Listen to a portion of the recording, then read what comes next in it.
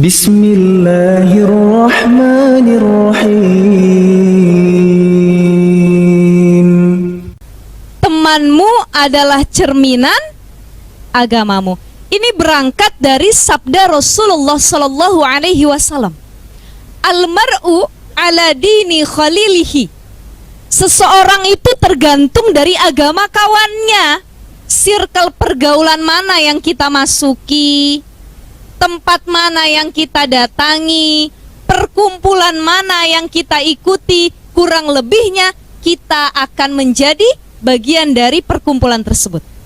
Kalau yang kita deketin, nih dalam hadis Rasul riwayat yang lain disebutkan, kalau yang kita deketin, kita jadikan kawan adalah tukang minyak wangi, jualan parfum. Kira-kira kalau kita main sama dia terus bakalan wangi atau enggak? Wangi. Kenapa? Disemprot parfum mulu. Kadang-kadang enggak beli aja dikasih. Cobain deh, ini rasa terbaru. Cobain deh wanginya ini. Artinya kalau kita deket sama teman yang baik, dia nunjukin ketaatan, dia menunjukkan kebaikan, kurang lebih begitulah yang akan kita dapatkan. Tetapi kata Rasul, kalau kita berteman, kalau kita bergaul dengan pemulung, orang yang suka bawa sampah, walaupun kita nggak disuruh bawa sampah, tapi karena kita kerjaan ya tiap hari sama dia terus, kira-kira ikut bau sampah atau enggak? Ikut bau atau tidak? Jadi teman ini adalah sosok yang sangat penting. Kira-kira seperti apa kita nantinya? Para sahabat muslimah, sahabat soleha semua, karena di sini banyakkan juga ibu-ibu yang hadir. Ibu-ibu, Bu, berumah tangga sudah berapa belas tahun? 15. Ada yang 20 tahun? Ada yang 30 tahun? Ada. Ada yang 40 tahun? Bosen atau enggak sama suami? Mau bilang bosen takut diceraiin katanya. Enggak bosen, emang bosen sebenarnya ya. Pernah tidak kita merenung berpikir begini, kenapa setelah kita jadi seorang ibu, kenapa ketika kita menjadi seorang istri, itu kok kita nggak punya waktu buat kumpul sama teman-teman kayak dulu? Pasti ya, waktunya lebih prioritas buat keluarga. Ternyata dalam berteman itu nanti bentuknya mengerucut bagaikan segitiga. Jadi kalau kita lihat segitiga, itu dari TK, SD teman kita banyak. Satu TK kita bilang teman semua. Ih, teman saya itu. Oh, kawan saya itu. SD banyak juga.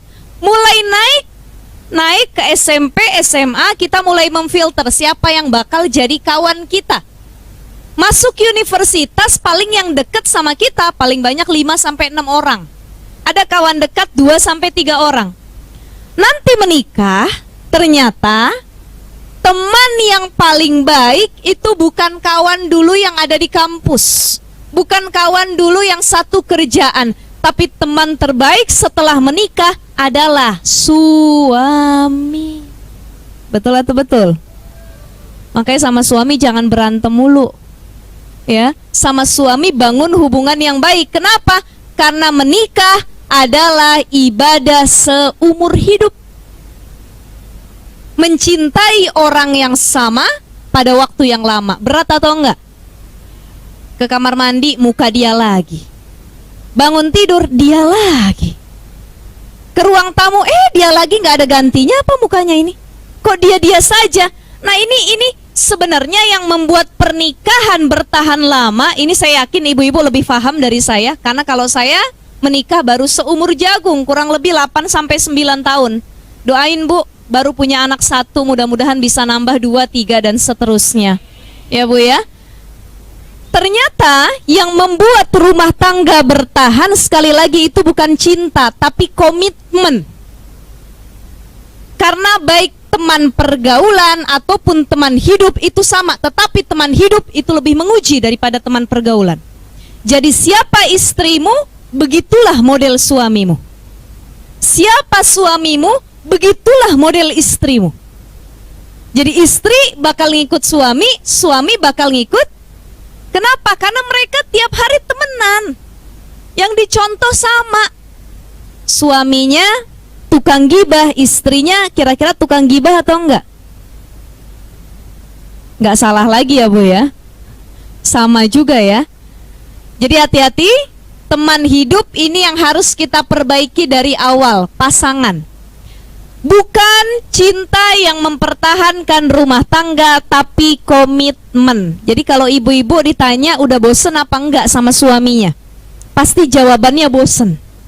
Tetapi bukan cinta yang mempertahankan, melainkan komitmen. Ada anak, ada keluarga besar, ada kehidupan rumah tangga yang akan datang dan lain sebagainya. Karena kalau kita ngelihat rumah tangga, mohon maaf buat yang jomblo yang masih muda ya, ataupun belum nikah, ini kadang-kadang percakapannya agak tua sedikit. Dulu baru-baru nikah sama suami, kemana-mana digandeng. Betul ya Bu ya? Masuk WC digendong. Baru jadi pengantin baru. Pas jadi pengantin baru tahun 80 naik motor legenda, sudah cantik sekali itu. Begitu tanjakan motornya mogok. Kata suaminya, "Neng," kalau bahasa sini apa? Kakak ya? Mau. No. No. No. No. No. Gitu ya. No. Jangan no turun ya. No itu apa? Istri. Sayang. Oh sayang. No. Jangan no turun. Kenapa nanti no lecet katanya. Ya itu gara-gara motornya mogok. Tapi ketika sudah berumah tangga 10 tahun, 15 tahun, anak mulai banyak, permasalahan hidup juga bertumpuk. Naik kendaraan, motornya mogok, kata suaminya, "No, no turunlah," katanya. "Dorong, berat kali badan no nih," katanya. Ini realita ya ibu-ibu ya. Jadi saya tambah kosakata ini, no tuh sayang. Besok saya kalau pulang ke rumah saya panggil suami no. Oh jangan. Gimana? Uti. Oh itu jadi beda. Kalau no buat perempuan, kalau uti buat laki-laki. Banyak kali nih kata-kata di sini. Padahal simpelnya sayang udah gitu ya. Ayang beb dah gitu. Tapi di sini ada no, ada uti gitu. Oke, itulah indah Indonesia ya Bu ya. Masing-masing punya bahasa tersendiri. Bagaimana Bu? Saya lanjutkan boleh? Sampai jam berapa kita kajiannya? 10 menit lagi ya? Jam 10. Baik ibu-ibu sekalian, teman-teman, para sahabat muslimah. Jadi itulah terkadang kalau sudah tua seperti itu ya, ada saja ujiannya. Saya yakin yang ketawa pasti karena pengalaman. Bahkan kadang-kadang no-nya bukan hanya disuruh dorong motor, tapi dorong mobil yang lagi mogok. Ya, nah itulah kehidupan rumah tangga. Bagaimana teman hidup harus saling mengingatkan dalam kebaikan. Saya belum masuk ke dalam pembahasan teman sepergaulan atau satu circle ya, tapi masuk dalam teman hidup dulu. Kenapa? Karena nanti kita semua pasti berumah tangga. Dan teman sejati dalam hidup kita yang akan datang itu adalah pasangan sendiri. Makanya kalau kita sudah menikah, prioritas utama keluarga, bukan lagi kawan. Ada kawan ngajak jalan, "Yuk jalan yuk." Oh nggak bisa, saya sudah punya anak, saya sudah punya suami. Suami saya harus diurus, anak saya harus disuapin dan lain sebagainya. Akhirnya tidak ada waktu untuk kongkow, nongkrong, jalan bareng teman. Kenapa? Bukan sombong, bukan. Tetapi karena kita lebih paham mana yang harus diprioritaskan, mana yang tidak perlu kita prioritaskan. Ya, begitu ya ibu-ibu sekalian ya. Jadi konsep keluarga itu ada dua. Dalam Islam, konsep keluarga ada dua model. Pertama, ada yang disebut dengan keluarga sakinah. Yang kedua, ada yang disebut dengan keluarga maslahah. Apa bedanya keluarga sakinah dengan keluarga maslahah? Selama ini kalau kita ngedoain orang yang sudah menikah, berumah tangga atau hendak menikah, selalu kita bilang semoga jadi keluarga sakinah, mawaddah, warohmah. Tapi jarang kita bilang semoga jadi keluarga maslahah. Apa keluarga sakinah? Keluarga sakinah, mawaddah, warohmah itu hanya berfokus atau lebih dominan terhadap hubungan suami dengan istri. Bagaimana istri bisa memberikan ketenangan bagi suami, begitupun sebaliknya. Bagaimana bisa berbagi kasih sayang, bagaimana saling memberi kenyamanan, bagaimana saling menjaga hati, kesetiaan dalam rumah tangga dan lain sebagainya. Itu yang disebut dengan keluarga sakinah. Tapi ada satu konsep lagi yang diberikan oleh Islam, itu yang dinamakan dengan keluarga maslahah. Apa keluarga maslahah? Keluarga maslahah adalah keluarga yang bukan hanya berfokus pada hubungan suami dengan istri, tapi fokusnya kepada seluruh anggota keluarga, di mana satu anggota keluarga itu mereka punya konsep watawassau bil haqqi watawassau bis sabr, saling mengingatkan dalam kebaikan dan saling mengingatkan dalam kesabaran. Suami ngingetin istri biar dekat sama Allah. Istri sadarin suami kalau lagi lupa jalan, dekat sama Allah. Orang tua ngingetin anak untuk ikut ngaji. Banyak ibunya, bapaknya suka ngaji, tapi anaknya nggak pernah diajak ngaji. Ada yang anaknya suka ngaji, tapi orang tuanya bukan orang yang suka ngaji. Jadi ini belum disebut keluarga maslahah. Kenapa? Karena mereka selfish, egois, masih mentingin diri sendiri. Kata ibunya, biarin suami saya mah, yang penting saya ngaji. Kata suaminya, biarin istri saya, yang penting saya ibadah. Itu masih egois. Tapi yang disebut konsep keluarga maslahah adalah tatkala salah satu keluarga menyimpang dari keluarga, maka keluarga yang lainnya itu merasa kita harus membalikannya lagi, kita harus menyadarkannya lagi, kita harus meluruskannya lagi untuk lebih dekat kepada Allah Subhanahu wa ta'ala. Jadi itu dua konsep keluarga. Keluarga sakinah, ada keluarga maslahah. Baik, kita lanjut ke pertemanan. Karena teman hidup itu pasti nanti dalam keluarga. Mudah-mudahan ibu-ibu yang sudah berumah tangga 20, 30, bahkan ada yang sudah punya cucu ya, insya Allah keluarganya bukan hanya sakinah tapi juga maslahah. Yang belum menikah mudah-mudahan pun bisa membentuk keluarga sakinah, mawaddah warohmah, dan keluarga yang maslahah. Amin ya robbal alamin. Baik, bisa dilihat ini, kebaca tulisannya. Ini saya bikinnya kemarin mendadak. Jadi jam 2 malam, semalam sudah menuju bandara. Semalam saya baru pulang dari taklim, dikabarin, Ustazah ada PPT nggak ya? Oh iya, biasanya saya emang suka nyiapin PPT, tapi lupa untuk yang Gorontalo ini. Akhirnya saya kebut semalam, jadi mohon maaf kalau cuma beberapa poin. Nanti kita lebih kembangkan lagi. Jadi klasifikasi jenis pertemanan. Jadi pertemanan itu ada jenis-jenisnya. Kita lihat, kita masuk kategori yang mana? Pertama, ada yang disebut dengan ta'aruf, kenal secara sengaja.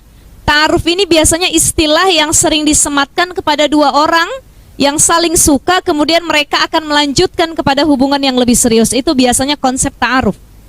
Tetapi ternyata ta'aruf ini bukan hanya dibahasakan buat laki-laki sama perempuan, tetapi perempuan dengan perempuan, laki-laki dengan laki-laki, siapapun yang ingin saling kenal itu disebut dengan ta'aruf. Ini disebutkan dalam Al-Quran surah Al-Hujurat.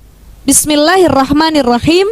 Ya ayyuhan nas, inna khalaqnakum min dzakari wa untha wa ja'alnakum syu'uban wa qabaila lita'arafu. Itu lamnya lita'lil. Ta'arafu lil bina musyarakah, yang artinya saling.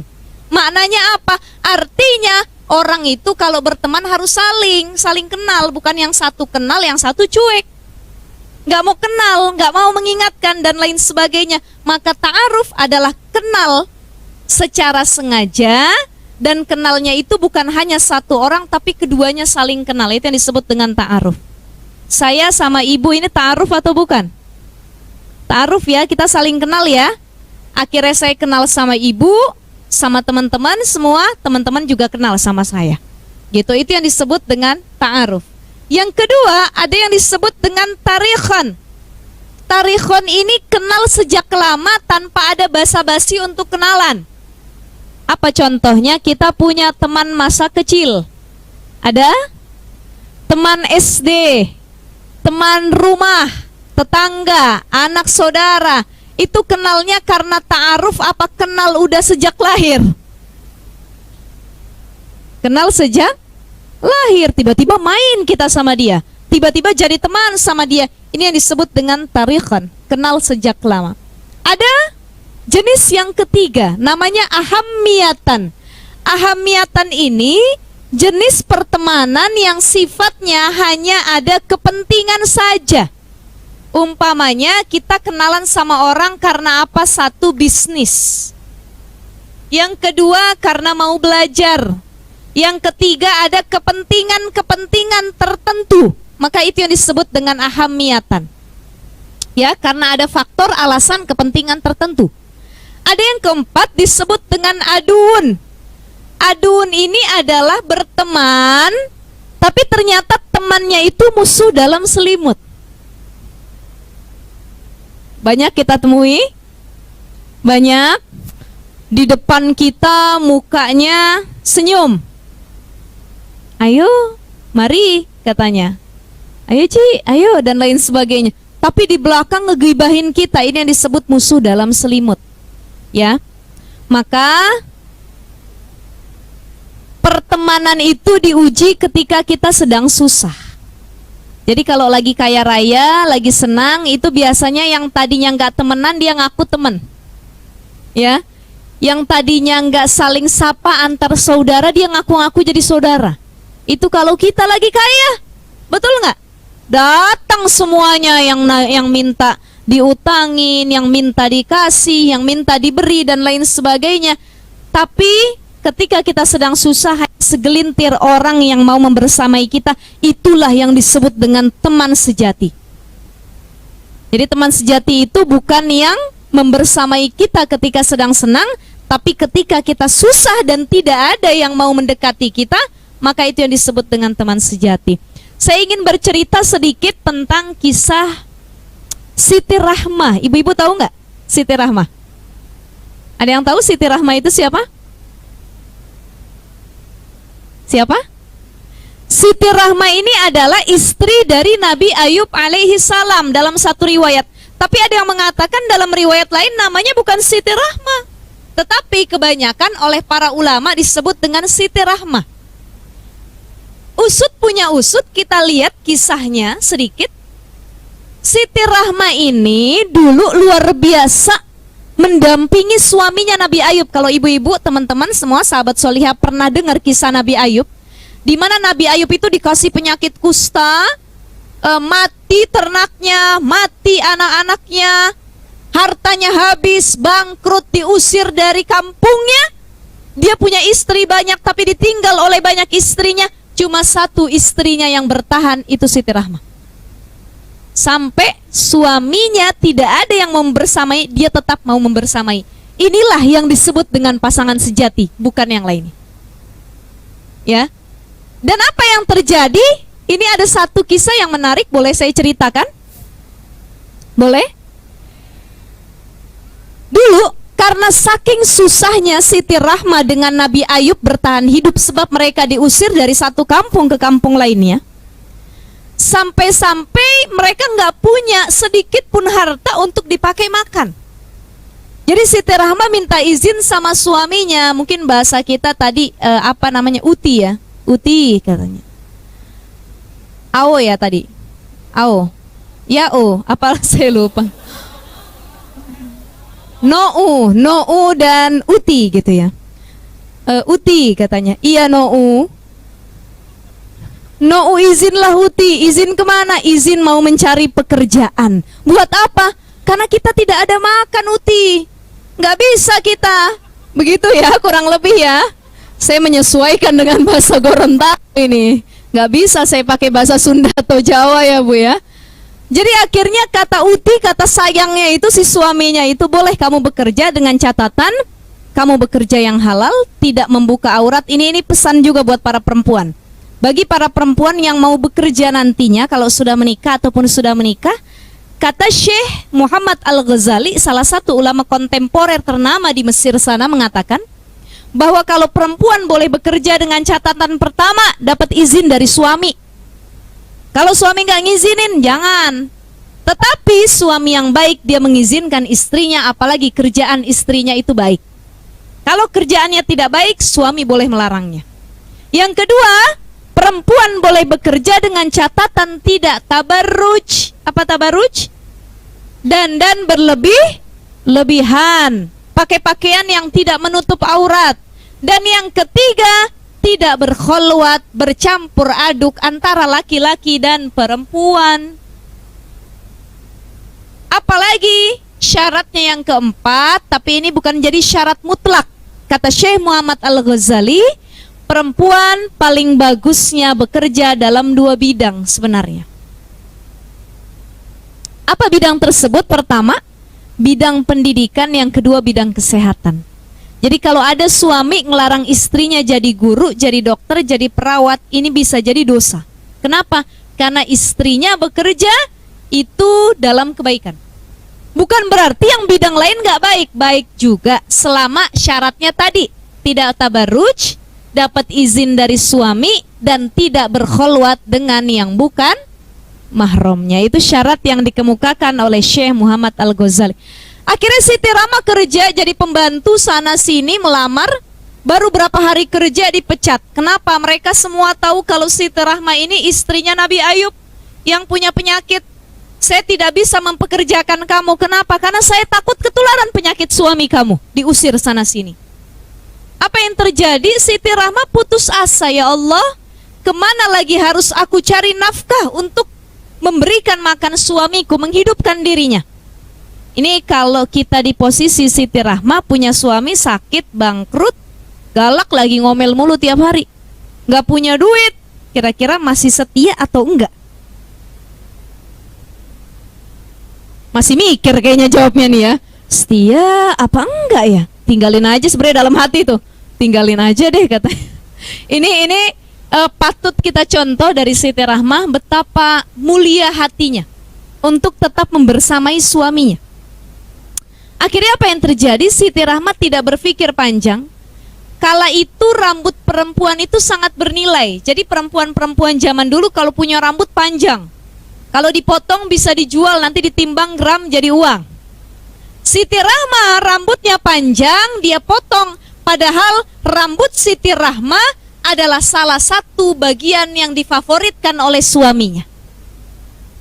Dipotong, dijual, dia bawa makanan. Ketika bawa makanan, kata suaminya, wahai apa tadi saya lupa lah, nggak usah pakai bahasa Gorontalo, Nou gitu. Wahai Nou, katanya, iya Uti. Apa logatnya nggak masuk ya Bu ya? Nou, ini salah. Uti. Saya kebalik-balik jadi. Uti. Ini Nou bawa makanan buat Uti. Tapi nggak langsung dimakan sama suaminya. Si Uti bilang sama Nou gini, Nou, ya sudahlah, nggak usah pakai Nou sama Uti lagi ya Bu ya. Saya kebalik-balik gitu.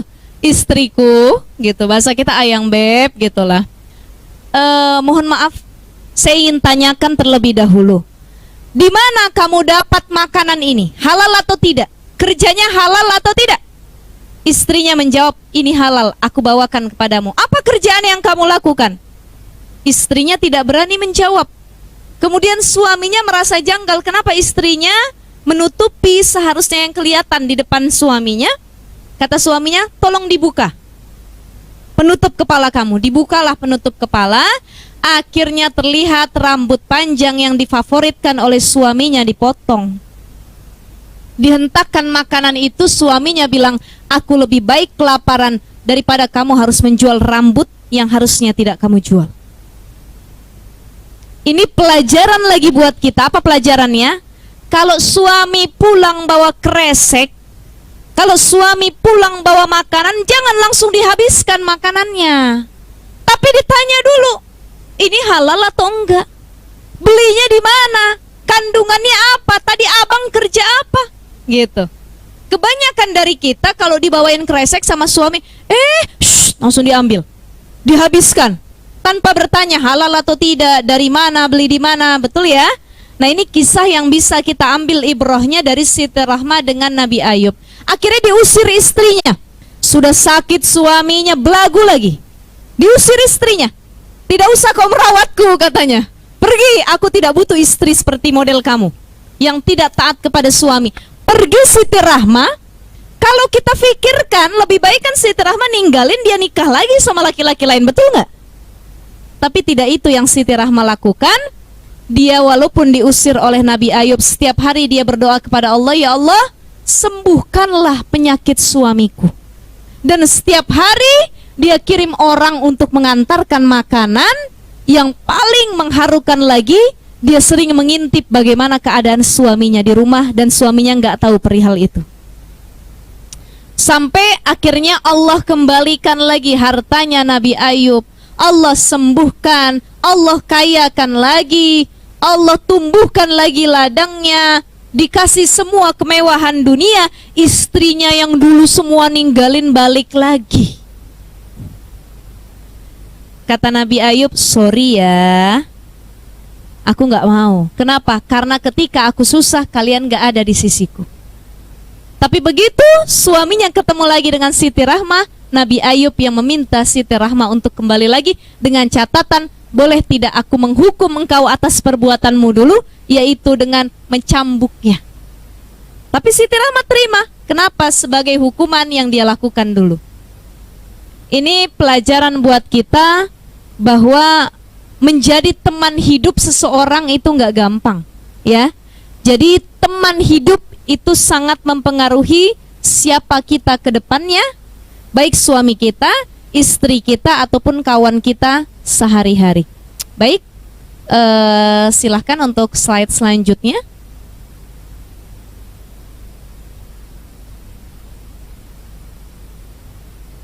Oke. Nah, teman terbaik itu seperti apa? Kita lewatkan dulu sebentar. Kenapa Islam sangat memperhatikan terkait pertemanan, hubungan antar satu manusia dengan manusia yang lainnya? Ini bisa kita lihat dulu ketika Rasul pertama kali hijrah dari Mekah ke Madinah. Yang Rasul lakukan itu bukan pembangunan infrastruktur, bukan perubahan kota Madinah, bukan perubahan ekonomi dan lain sebagainya. Tapi yang Rasul lakukan pertama kali adalah al-iqa, persaudaraan antara kaum muhajirin dan ansor. Muhajirin orang yang hijrah dari Mekah, ansor orang yang tinggal di Madinah. Itu disebut dengan kaum muhajirin dan ansor. Pertama kali yang Rasul lakukan dan itu berhasil adalah al-iqa, persaudaraan antara muhajirin dan ansor. Kenapa? Disinilah Islam sangat memperhatikan hubungan antar sesama manusia.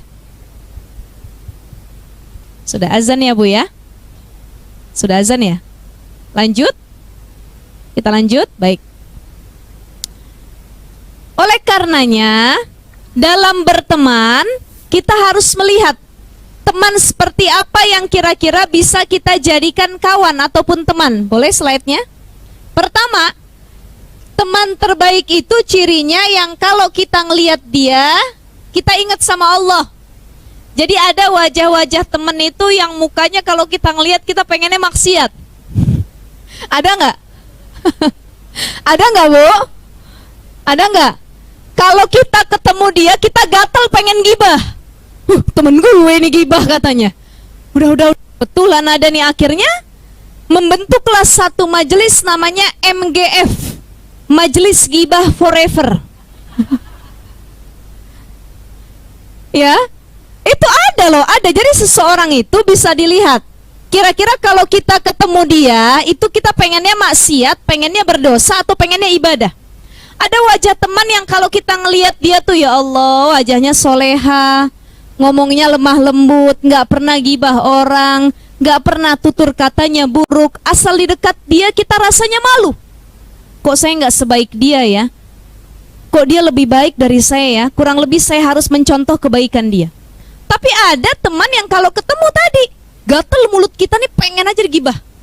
Jadi hati-hati, gibah ini penyakit yang paling berbahaya. Gibah itu enak apa enggak? Enak enggak? Ibu? Bu? Gibah itu enak enggak? Renyah? Gurih?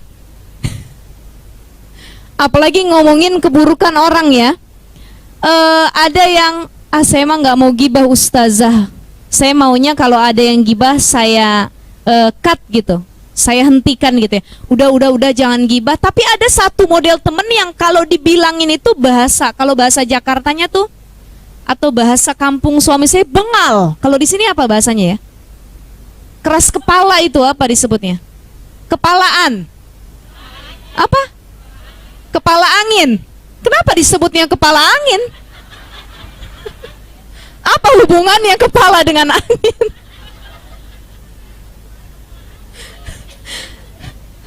Saya bingung sama bahasa Gorontalo ini ya. Kepala angin kok bisa ke situ? Apa maksudnya? Mungkin kalau kepala batu boleh saja gitu ya. Kepala angin. Maksudnya gimana? Kosong gitu. Oh kosong kepala angin itu. Ya kepala angin kalau bahasa sana bengal, bangor gitu ya. Jadi ada teman yang kalau kita nasehatin dia nggak mau terima. Dia lagi gibah sama temannya. Shh, tahu nggak? Si A begini. Iya loh. Si A tuh begini. Datang kawannya. Shh, jangan gibah. Dosa. Kita juga punya keburukan. Jangan suka ngomongin keburukan orang lain. Iya ya dosa. Tapi beneran loh ini mah. Ini fakta kenyataan katanya. Akhirnya temennya ngingetin nggak mau gibah, dia pun tapi emang bener apa ya? Ya kan? Saya juga kemarin bertanya-tanya sih, tapi saya nggak berani nanya katanya. Jadi sok-sokan dia kalem, padahal sebenarnya dia pengen ikut gibah. Hati-hati jangan terhasut sama model teman yang seperti ini. Jadi yang dikatakan teman yang baik itu adalah teman yang kalau kita ngelihat dia itu merasa kita dekat sama Allah. Karena dia ngarahin kebaikan terus, ya. Maka bertemanlah dengan ahli ibadah. Jangan berteman dengan orang yang cinta terhadap hal duniawi. Coba kita berteman sama orang yang ngingetin sholat, ngingetin ngaji, ngajakin datang ke majelis, apalagi Hilyatul Muslimah seperti ini ya. Kemudian ngajakin kita sedekah, ngajakin kita bakti sama suami, ngajakin kita berbuat baik dan lain sebagainya. Jangan berteman sama kawan yang kalau kita ketemu kita pengennya saling pamer. Betul nggak? Kawan kita pakai emas 50 gram kanan kiri, gelantungan di sini. Kalau kita ngelihat, tapi saya juga pengen kayak begitu katanya ya. Akhirnya menuntut suaminya bertengkar bercerai gara-gara apa? Ngelihat emas kawannya. Ini hati-hati, sifat dengki ini berawal dari circle pertemanan yang salah. Dengki itu merusak kita, bukan hanya merusak hati tapi merusak anggota tubuh. Ada orang yang tertanam penyakit dengki, akhirnya dia sampai wafat tinggal itu banyak. Orang beli kipas angin, kita yang muter-muter. Ada ya Bu ya? Orang beli kompor, bilang ke suaminya, "Uti, ada tetangga itu beli kompor, atasnya kompor, bawahnya open, mahal kali," katanya. "Aku pengen tapi nggak punya duit." Gara-gara ngelihat tetangga beli kompor, kita yang tiap hari kepanasan. Kok Gorontalo ini luar biasa panasnya katanya. Padahal gara-gara tetangga beli kompor. Tetangga kita masang AC di rumahnya, kita yang menggigil tidurnya. Itu gara-gara penyakit hati ataupun dengki. Jadi hati-hati memilih circle pergaulan. Jangan sampai mereka adalah orang-orang yang ahli maksiat. Di skip aja. Cari circle pergaulan yang lebih baik, yang kira-kira bisa membentuk akhlakul karimah buat diri kita sendiri.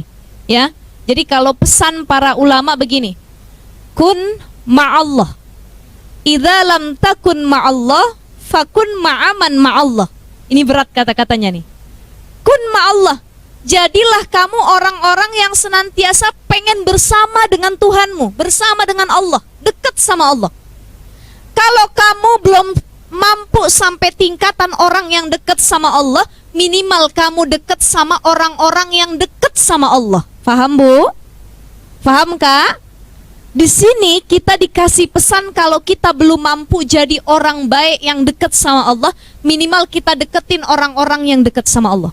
Siapa? Ulama, ahli fikih, ustadz, ustazah, guru, teman-teman kita yang abid, ahli ibadah dan lain sebagainya.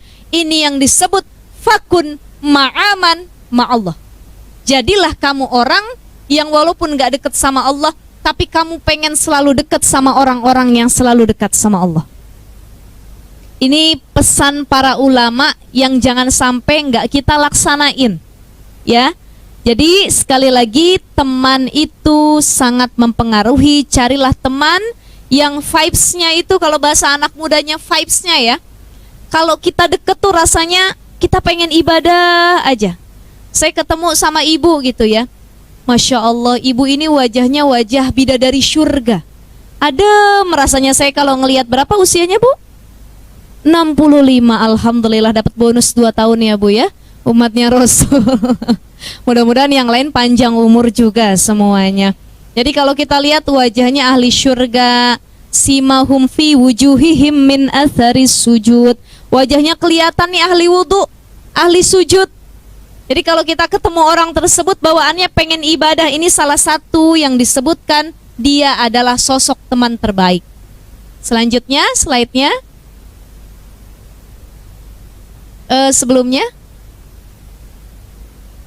ucapannya menambahkan ilmu bagi kalian. Hati-hati dalam perkataan.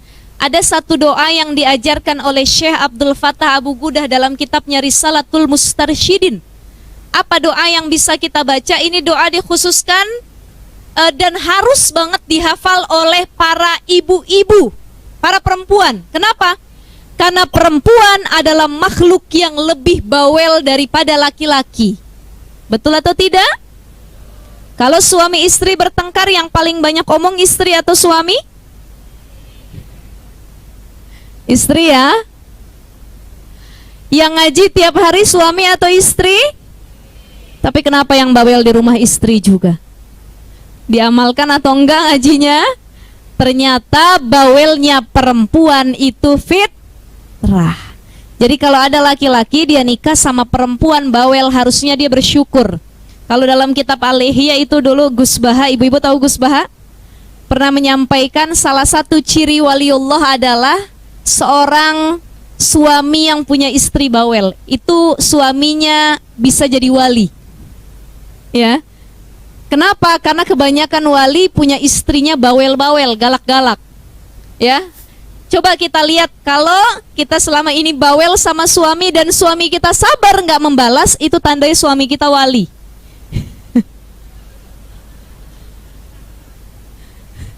Ini yang belum nikah agak bengong nih, maksudnya apa? Tapi kalau sudah menikah lebih paham lagi ya bu ya. Jadi perempuan itu sudah banyak disampaikan oleh ahli neuroscience ya. Dalam satu hari perempuan bisa mengeluarkan kata-kata 17.000 sampai 20.000 kata. Ya, itu sudah lumrah, itu banyak pengetahuannya oleh para neuroscience disampaikan. Laki-laki maksimalnya cuma 7.000 sampai 10 kata. Makanya kalau perempuan dalam satu hari diam saja berarti ada 2 tanda. Yang pertama dia lagi sakit. Yang kedua dia tidak punya uang.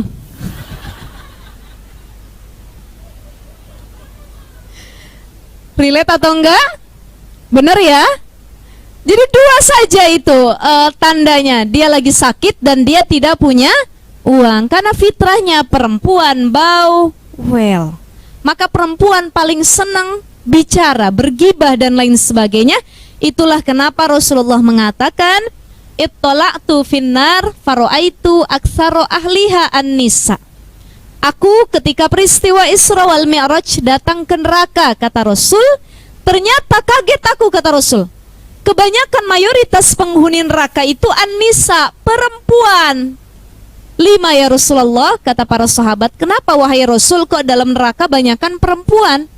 Qala Rasulullah sallallahu alaihi wasallam, Rasul mengatakan, yakfurnal ashir wa yakfurnal ihsan. Perempuan ini makhluk yang paling kufur nikmat. Nih kita semua perempuan ya bu ya. Ini jadi renungan buat kita nih, termasuk saya. Kenapa perempuan kufur nikmat? Seringkali kufurnya dari lisan. Ya.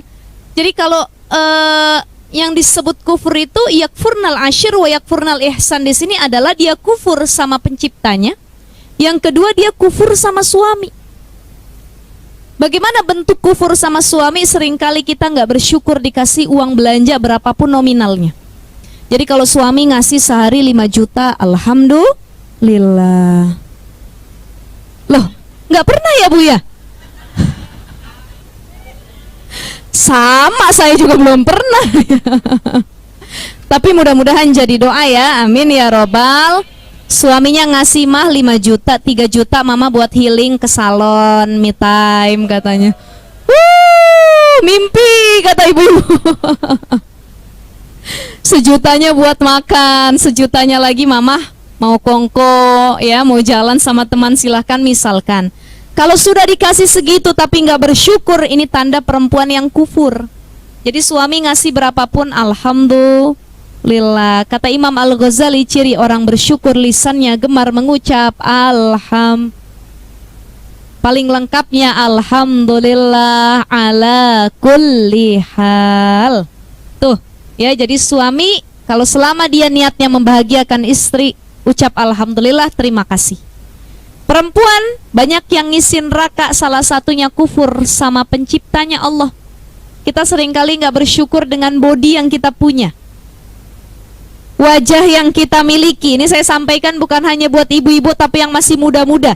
Anak muda zaman sekarang penyakitnya insecure, betul ya? Apalagi ngelihat yang lain-lain lebih glowing, lebih cantik, lebih-lebih dan lain sebagainya, muncul insecure, rasa tidak bersyukur. Yang gemuk pengen kurus, yang kurus pengen gemuk, yang pendek pengen, yang tinggi pengen, nggak ada yang tinggi pengen pendek itu, ya.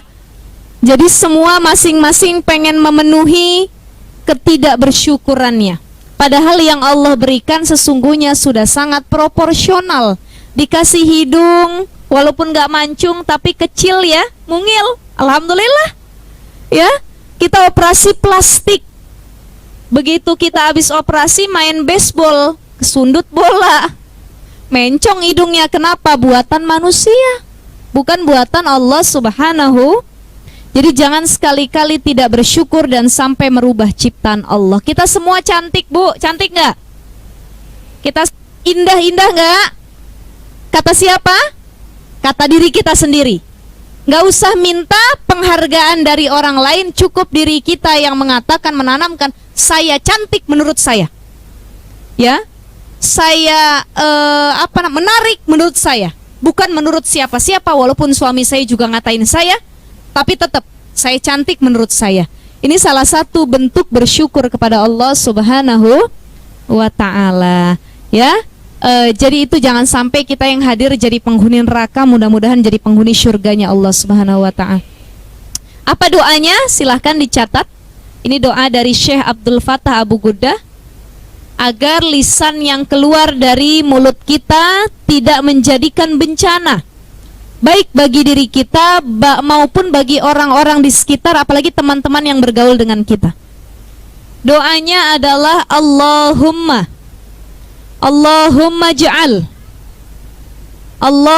ja'al sumti fikran. Allahumma ja'al sumti fikran. Allahumma ja'al sumti fikran wa nutqi. Ya, pakai qaf ya, bukan ka ya Bu ya. Wa nutqi zikran. Pendek sekali doanya, mudah-mudahan bisa hafal, kita sering dawamkan dibaca. Allahumma ja'al sumti fikran wa nutqi zikran. Mari sama-sama. Allahumma ja'al sumti fikran wa nutqi. Ya Allah, artinya jadikanlah diamku ini berpikir. Mikir dulu pas lagi diam nih sebelum ngomong. Mau ngucapin ini pantas atau enggak ya? Allahumma ja'al sumti fikran, jadikan diamku berpikir. Wa nutqi dzikron, dan yang aku ucapkan adalah kebaikan.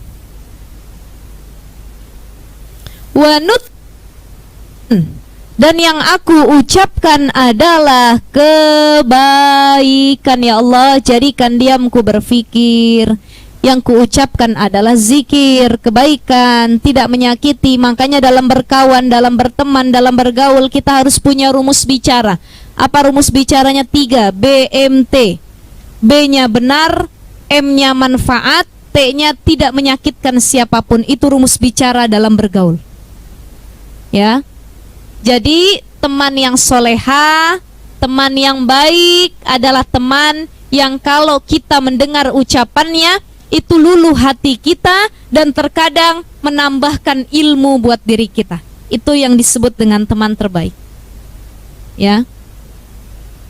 Selanjutnya, nah, yang ketiga adalah perbuatannya mengingatkan kita akan akhirat. Insya Allah di sini sahabat muslimah ya, sahabat Hilyatul Muslimah, semuanya menjadi teman yang sekiranya bisa menunjukkan kebaikan-kebaikan akhirat kepada teman-teman sekitarnya. Amin ya rabbal alamin. Mudah-mudahan kita masuk surga bareng-bareng ya Bu. Nanti kalau ibu ada di sana panggil saya, ini sering kali ya. Kalau saya duluan yang masuk, saya panggil ibu. Insya Allah. Kenapa? Karena kita pernah disaksikan oleh para malaikatnya Allah. Kita pernah satu majelis, kita pernah satu ta'lim, kita pernah satu momentum di mana di dalamnya kita silaturahim untuk saling ta'aruf dan saling mendekatkan diri kepada Allah Subhanahu wa ta'ala. Baik, boleh di slide selanjutnya. Manfaat berteman dengan orang yang baik agamanya secara sosiologis ya, secara hubungan sehari-hari manusia itu mempengaruhi dan dipengaruhi ya. Maka kalau kita dipengaruhi oleh teman yang baik, kita akan menjadi sosok yang baik. Kalau kita dipengaruhi oleh yang buruk, begitupun kita akan menjadi sosok yang buruk. Jadi tinggal pilih. Kita semua para sahabat pengen jadi orang yang mempengaruhi atau dipengaruhi. Kalau bisa mempengaruhi ya, mempengaruhi orang-orang sekitar kita untuk menjadi orang baik. Jadi jangan sampai kita dipengaruhi menjadi orang tidak baik. Itu pilihannya 2, mempengaruhi atau dipengaruhi. Boleh slide-nya, oke. Ya, seseorang pun dipengaruhi dengan apa yang sering dia lihat. Terkadang tidak dipengaruhi dengan ucapan, tapi karena itu konsisten dia lihat, istiqomah dia ngelihat perbuatan temennya, maka otomatis dia pun akan terpengaruh. Kalau itu kebaikan, dia mendapat inspiratif positif dari kebaikan tersebut. Tapi kalau itu keburukan, dia pun dapat inspirasi yang buruk untuk melakukan hal yang lebih buruk lagi. Makanya dalam kitab Sifwatus Sofwah disebutkan An Bakar bin Abdullah, dari Imam Bakar bin Abdullah, beliau mengatakan kalau berteman itu ada tata caranya dalam bergaul sehari-hari. Idza ra'aita man huwa akbaru minka, kalau kamu ngelihat orang yang usianya lebih tua dari kamu, kata Imam Bakar bin Abdullah, fakul, maka katakanlah, sabaqani bil imani wal amalis sholih fahuwa khairun minni. Ini kata Imam Bakar bin Abdullah. Jadi kalau kita ngelihat orang yang lebih tua nih, ini di sini ada yang anak-anak muda sekarang ya, anak-anak kampus, yang masih jomblo-jomblo belum pada nikah, ngelihat ibu-ibu yang lebih tua. Ini kita harus punya pikiran begini, kata Imam Bakar, kalau kita ngelihat yang lebih tua, lebih dewasa, katakanlah dia mendahuluiku dalam usia, otomatis dia juga mendahuluiku dalam kebaikan dan amal soleh karena hidupnya lebih lama dari aku. Maka aku yakin yang lebih tua pasti amalnya lebih banyak dari diriku. Tuh, kalau kita ngelihat yang lebih tua. Dan beliau melanjutkan, wa idza ra'aita, kalau kamu melihat man huwa asgharu minka, orang yang lebih muda, lebih kecil daripada kita yang lebih dewasa, fakul, maka katakanlah, sabaqtuhu fi dzunubi wal ma'asi fahuwa khairun minni. Ya Allah, aku ngelihat ada yang lebih muda dari aku. Oh, belum lama dia hidup di dunia, beda sama aku yang sudah banyak maksiat dosanya. Aku yakin yang muda ini dosanya masih sedikit dibandingkan dosaku. maka aku yakin yang muda pasti lebih baik daripada aku. Tuh. Jadi yang muda mengatakan yang tua lebih baik, yang tua mengatakan yang muda lebih. Ini kalau gini nggak sikut-sikutan. Kebanyakan yang tua pengen dihormati, yang muda juga merasa tidak diberi kesempatan dan lain sebagainya. Ini akhirnya sikut-sikutan. Coba kalau saling menghargai. Saya beri contoh sedikit. Ada masjid, kalau di sini begitu atau tidak saya nggak tahu, tapi kalau di kampung saya kebanyakan begitu. Ada masjid yang dari dulu sampai sekarang itu yang azan iqamah jadi imam kakek-kakek, udah tua. Ada anak muda baru lulus dari ma'had pesantren, pengen azan nggak dibolehin. Kenapa? Masih ada yang tua. Jangan yang muda sekali-kali masuk. Pengen jadi imam, padahal bacaannya lebih tartil, lebih fasih, makhrajnya lebih baik daripada yang tua. Gak boleh, kenapa? Karena ada yang tua. Itu di kampung saya banyak kejadian begitu, akhirnya yang muda gak boleh maju. Anak-anak mudanya gak boleh deket sama masjid. Akhirnya yang azan kakek-kakek aja. Ya, kalau azan juga kedengerannya Masya Allah, Allahu Akbar. Udah tidur lagi deh kalau begitu ya. Coba kalau anak muda model-model Muzammil, kayak misalkan siapa lagi itu yang suara-suaranya enak, Taki Malik, Bahanan dan lain sebagainya, ya. Itu kan kalau kita dengar suaranya, ya Allah, semangat kita buat ibadah, Bu. Ya. Jadi ternyata yang muda harus dikasih kesempatan, tapi yang muda juga tidak boleh kebablasan, kita harus tetap menghormati yang tua. Ini harus saling. Jadi ini pesan dari Imam Bakar bin Abdullah. Kalau pengen berteman, rumusnya begitu. Kalau punya teman lebih muda, katakanlah dia lebih sedikit dosanya dibandingku. Tapi kalau kita punya teman yang lebih tua, katakanlah dia lebih banyak amal solehnya karena hidupnya lebih lama daripadaku. Ya, jadi ibu-ibu sekalian, kita sudah ada di slide akhir, tidak panjang. Intinya, teman itu sangat mempengaruhi kita ke depannya. Agama kita tergantung siapa orang yang berteman dengan kita. Kalau agamanya bagus, dinnya lurus, insya Allah kita juga akan bagus dalam agama kita. Tapi kalau agama kita tidak, agama teman kita tidak bagus, pergaulannya juga acak adul kemana-mana, otomatis kita pun akan ikut dengan apa yang dia bawa. Maka selektiflah dalam memilih circle pergaulan, selektiflah dalam berkenalan dengan orang, selektiflah dalam mendatangi satu perkumpulan, lihat di dalamnya lebih banyak orang baik atau tidak. Kalau banyak orang baik datangi, kalau kira-kira sedikit orang baiknya, lebih baik dihindari, cari perkumpulan yang lebih memberikan maslahat untuk kita semua.